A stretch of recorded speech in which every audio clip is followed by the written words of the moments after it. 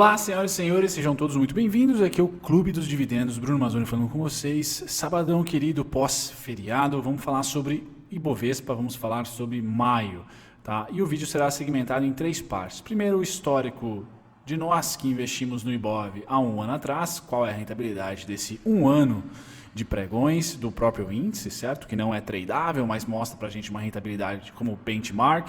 E também eu vou trazer para vocês o histórico de todos os maios desde 2008, tá certo? Para cá. Vamos lá, vamos começar então com o índice Bovespa e o seu índice de lucratividade ou déficit em um ano. No período de um ano, ou seja, maio de 2019 para maio de 2020, o índice como um todo acumula, o índice à vista, acumula uma perda de 16%, 16,45% em um ano. Tá aqui, ó. Pum, certo? Quando você aumenta o tempo e vai para 5 anos, quem comprou 5 anos atrás, isso se inverte, está lá em 43,17% de ganho. Tá? Só para trazer para você uma timeline, uma linha do tempo, vamos dizer, da sua rentabilidade como índice global, índice de ações lá, qual foi a rentabilidade dele em 5 anos, está lá 43,17%, tá? Contra em um ano atrás, se nós colocarmos, menos 16,45%. Legal, essa é a história para iniciar. A segunda historinha, pois bem, a segunda historinha a gente pula aqui para os maios, ou os maios, de 2008 até 2020. Então vocês podem perceber na parte inferior da telinha de vocês, não sei se aquela barrinha minha vai cobrir, mas essas linhas verticais representam os candles dos meses de maio de 2008 a 2020, ou seja, 12 meses de maio, sendo que 3 deles foram compradores, então Malemar aqui 25, tá? 3 neutro, 25 também, e 6 vendedores. Tá? Vocês podem perceber, eu uso o gráfico, os candles brancos para vendedores e candles azuis para compradores. Então aqui maio de 2008 precedeu a crise, foi compra. Tá? Maio de 2009, pós-crise, compra. Maio de 2010, neutralidade, eu coloquei aqui, tá certo? Vocês podem ver uma cauda bem interessante nesse dia, então neutro, por isso que está em amarelo, tá? Maio de 2011, neutro também, quase comprador, teve uma cauda bem legal, é que o preço vinha caindo desde o topo, tá certo? Do ano passado. Aí nós tivemos maio de 2012, esse não, foi bem vendedor, candle cheio aqui, branco, bem vendedor. Maio de 2013, vendedor também, tá? Maio de 2014, um sinal forte de venda, embora depois de maio tenha subido, tá? Então vendedor aqui também uma cauda superior bem interessante. Maio de 2015, este carinha aqui, ó, bom, venda também. Maio de 2016, venda. Maio de 2017 poderia ter sido venda ou equilíbrio, tá? Mas aqui fica entre os dois, coloquei amarelo e equilíbrio para dar uma força aí para os amarelos. Maio de 2018, venda forte. Maio de 2019, compra, tá certo? Então, candle azul, além de uma cauda bem interessante inferior, tá certo? E agora o asterisco, qual que vai ser o maio de 2020? O que essa análise falha para vocês e para mim, para qualquer um, tá? Que goste de estatística, é contexto, tá? Então, para cada ano teve um contexto específico. Aqui é uma matemática, vamos dizer assim, entre aspas, burra, para vocês, onde eu tenho 25% do maio de 2020 com a probabilidade de ser um maio comprador, 25% neutro, tá? E 50% vendedor. Tá? Isso é legal para você que é curioso, tá? Mas o importante também é adicionar essa matemática que é nua e crua, isso é um fato, tá? É adicionar o contexto. Tá? Então, para esse maio aqui, eu já vejo como uma possibilidade de um maio de 2009, tá? Entre o maio de 2009 e o maio de 2010, que seriam ali durante pós-crise, você pode dar mais peso a essa primeira porção de fatos históricos, tá certo? Do que de repente você dá a atenção para o maio de 2018, tá?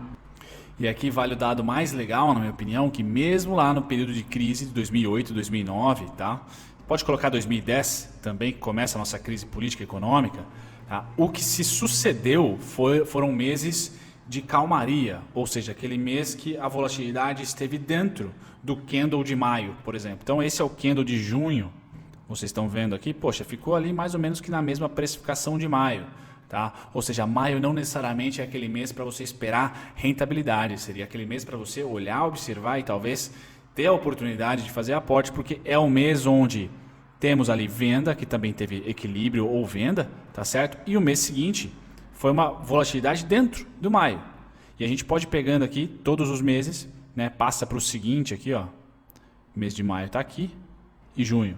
Veja que o mês de junho foi dentro da volatilidade do mês de maio.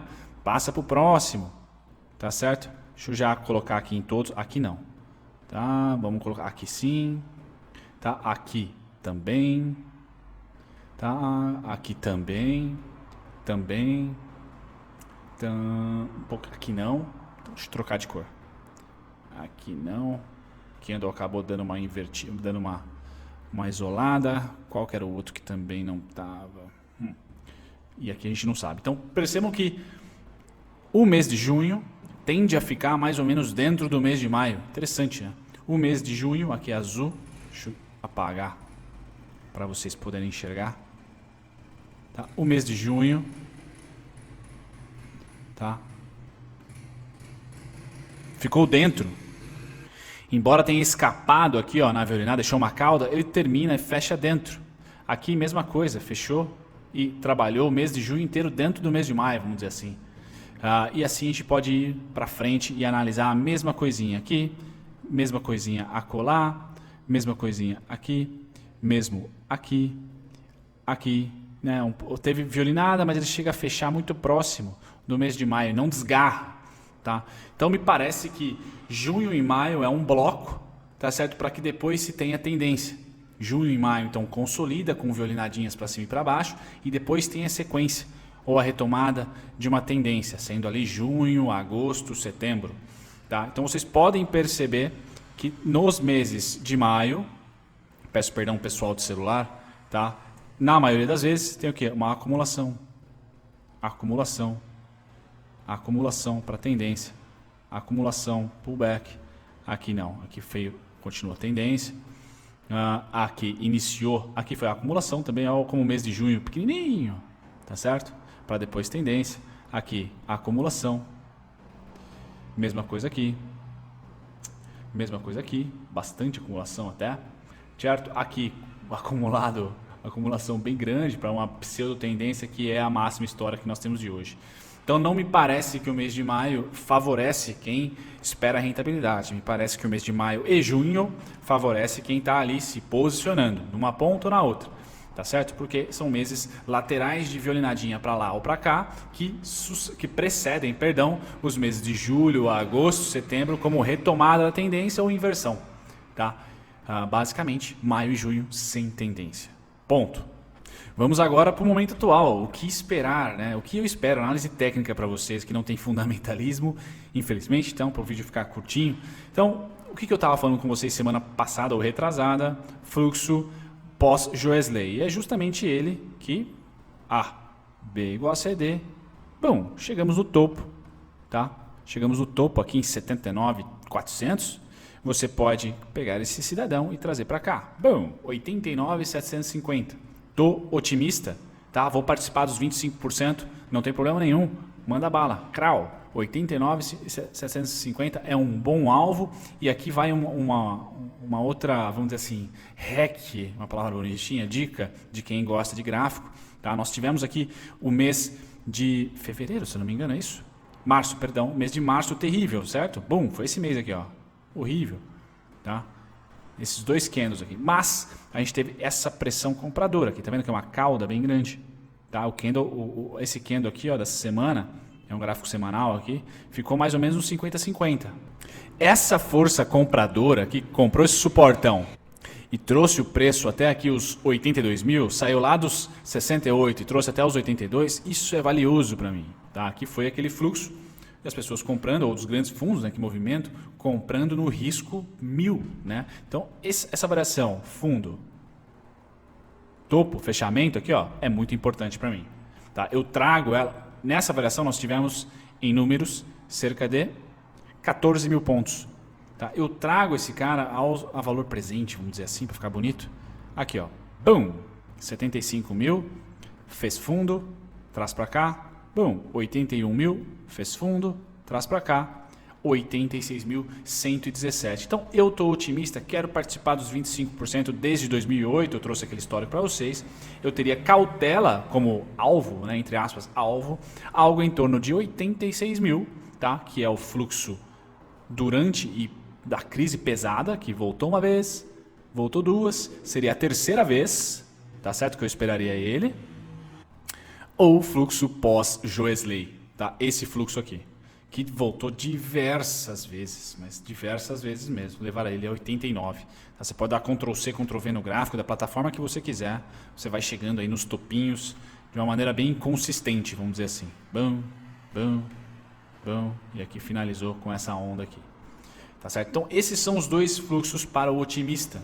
Tá? Eu gosto bastante do fluxo pós-greve dos caminhoneiros, que, vamos dizer assim, toreou, como o meu técnico Nestor falava, toreou o fluxo pós-eleições, tá certo? Que é esse aqui, crau, tcharam, tcharam, tcharam, e terminamos lá. Esse cara é muito parecido com o fluxo que voltou aqui, ó, durante a crise, tá? Muito parecido. Então tinha 14 mil pontos, né? Aqui você vai ter ali 12.700, quase 13, tá? Seria interessante, então, 3 fluxos compradores para quem está otimista. Tá? E aqui é aula de fluxo técnico, vamos dizer assim, 84.764. Vamos pegar agora o Joesley Day. Quem quer participar dos 25%, tá? Na minha opinião, estaria, tá, nessa faixa de preço aqui, ó, com alvos em 84 a 89. Esperando ali que maio e junho, já que são meses sem tendência, ou pelo menos que não tendem a puxar muito o preço, as oscilações ficarem nessas alturas aqui, para que depois, julho, agosto por diante, mais uma tourada dessa para cima. Tá? Então esse é um perfil, tá certo? Perfil otimista. Legal. Temos lá esses fluxos na tela. Os outros são os vendedores. Então os vendedores, eu coloquei duas cores para vocês enquanto tocam aqui. E esses fluxos são o vermelhinho, cerca de 7 mil pontos, 7.200 ali, 7.500 aqui, 7.300 acolá, 7.700 aqui e finalizamos com 7.500 de novo. Então esse fluxo vermelho vai pelo menos 7 mil pontos. E o outro fluxo, o amarelo, tá? Que reforma da Previdência e pós-reforma da Previdência, que já crise pseudopolítica, já iniciando aqui em julho, agosto de 2000 e pós-reforma da Previdência. Muito bem, aí se você quiser participar dos 50% de queda, ou seja, todos os meses aí de maio que caiu, o deverzinho de casa é você pegar os fluxos vendedores, passá-los para o momento atual. Tá? Destaque para o vermelho e para o amarelo, que são próximos uns dos outros. Vou fazer 2 aqui só para vocês terem uma noção. A partir da máxima de abril, nós teríamos aqui o preço retornando a 76 mil no mínimo, 72.500. Tá? Eu tenho também um ponto de suporte em 72.720. Mas, espera aí, e essa venda pós os compradores corajosos, houve aqui uma bela de uma venda. Bom, certo? Finalizando aí mês de maio, iniciando abril. Então esse cara também eu contabilizo aqui como fluxo. Bom, voltaríamos aí para 62.600, 62.500, tá certo? Então essa daqui faz parte do clube dos caras que querem ver a venda, querem participar dos 50% histórico de venda do Ibov. Não é uma patada gigantesca, onde você vai ver em um mês o negócio degringolar para baixo dos 64, mas tem possibilidade entre 72.700 e 72.500, a maior de todas, na minha opinião, e depois retornando aqui a 62 mil. Tá? Eu tenho suporte em 64.400, 72.720. Tá? E é principalmente esses 2 fluxos que eu vou acompanhar, ou melhor, esses 3 fluxos que eu vou acompanhar durante, tá, o mês de maio de 2020. Basicamente assim. Tá? Se a gente invade o gráfico diário, tá, eu vou ter mais alguns pontos, mas basicamente pós-circuit breakers, tá, o que nós temos aqui? As ondinhas ficam melhores para se contar.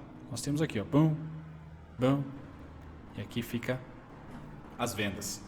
Tá certo? Se pegarmos as vendas e projetarmos ela aqui, fundo, fundo, a próxima seria mais uma patada do urso, 73.500. Se a gente romper para cima, tá? A gente vai acompanhando esse fluxo e vai seguindo.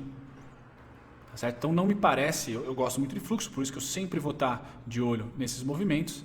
Tá? O principal movimento de comportamento é o ombro, cabeça, ombro. Então sempre que tem um pão, se eu quero comprar, eu vou olhar quem vendeu. Então sempre vou olhar aqui o amarelo e um cara mais forte aqui, um verde, 2 amarelos basicamente. E é por isso que eu estou projetando eles a partir daqui. Grande região, 72.720, 71, tá? Que é facilmente só projetar esse cara para cá. Tá? Foi ele que fez uma boa ideia de fundo aqui, muito boa ideia aqui também, junto com o ponto de suporte, e agora ele está aqui, ó, 73.511, tá? E nesse caso, desses fluxos de venda que tiveram acontecimento em março e também em abril, nós estaríamos aqui, tirando o zoom, em uma região de neutralidade.